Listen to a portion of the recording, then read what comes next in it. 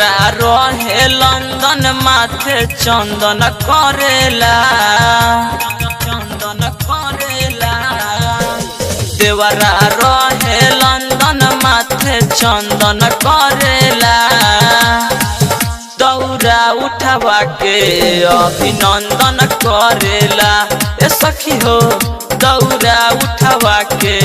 अभिनंदन करेला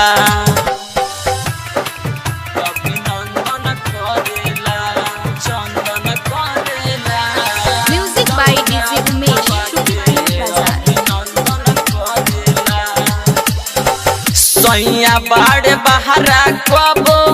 आवस नाही घरे साथे पूजा करे खातिर मन बड़ी करे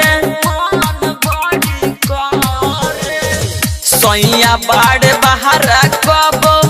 आवस नाही घरे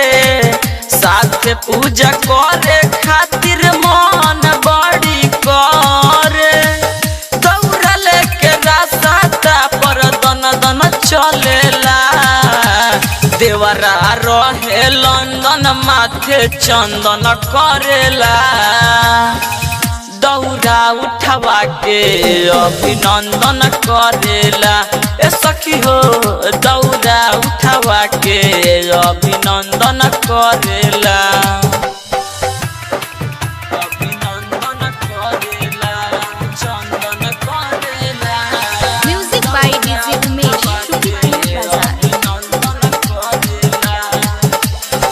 राइटर गोलू राजा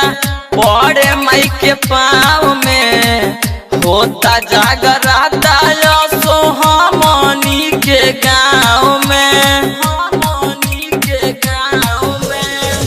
राइटर गोलू राजा पड़े माई के पाँव में होता जागराता सोहमनी के गाँव में कालम दीवाना माई से बंधन जोड़ेला देवरा रहे लंदन माथे चंदन करेला दौरा उठावा के अभिनंदन करेला